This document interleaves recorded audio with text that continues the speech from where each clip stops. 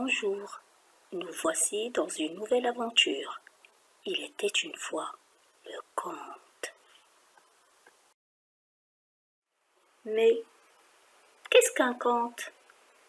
Un conte est une histoire imaginaire, c'est un récit généralement court qui se transmet de bouche à oreille. Au fil du temps, les contes racontés à voix haute ont été retranscrits à l'écrit par des écrivains. Le conte devient alors un genre littéraire à part entière. C'est un texte narratif qui évoque un monde merveilleux, peuplé de créatures imaginaires et qui se déroule à une époque indéterminée. Cela explique pourquoi dans un conte les verbes sont toujours conjugués au passé. Il faut savoir que le conte n'est pas destiné uniquement aux enfants, mais aussi aux adultes. Il raconte des histoires fantastiques et merveilleuses, souvent avec une morale. D'ordinaire, le conte débute par la fameuse expression « il était une fois » qui, dans la tradition populaire, renvoie à un passé ancien, non défini et à l'univers du merveilleux.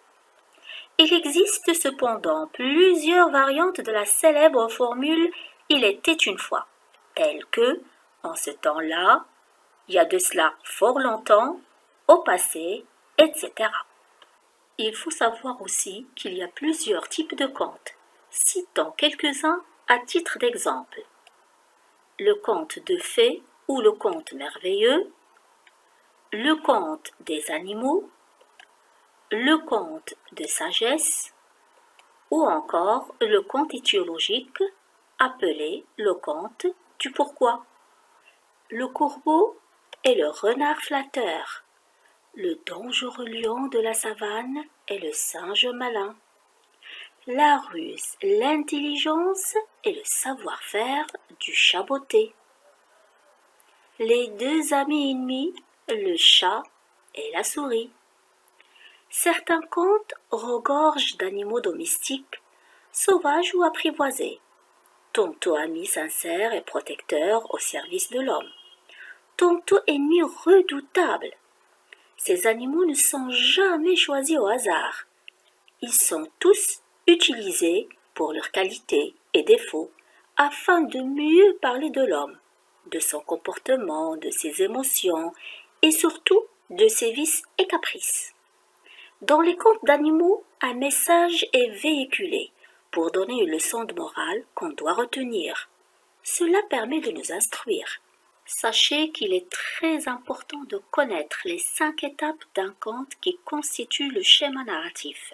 Nous avons donc la situation initiale qui veut dire que tout va bien. L'élément perturbateur, c'est-à-dire il y a un petit problème. 3. Les péripéties. C'est toutes les actions que font les héros dans le conte. 4. Le dénouement ou l'élément de résolution. Ça veut dire qu'on a trouvé une solution au problème.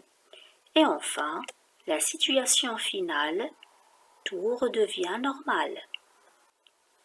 N'oubliez pas, chaque conte possède une morale que l'on découvre à sa toute fin. Cette morale, son objectif est toujours le même, éduquer et instruire les enfants, leur inculquer de bonnes valeurs et leur montrer par l'exemple ce qui est bien à faire et ce qui est mal. Retenez bien mes chers enfants, un conte n'est pas fait pour endormir un enfant, mais pour éveiller un homme. Voilà, ma vidéo touche à sa fin. Au revoir et à la prochaine.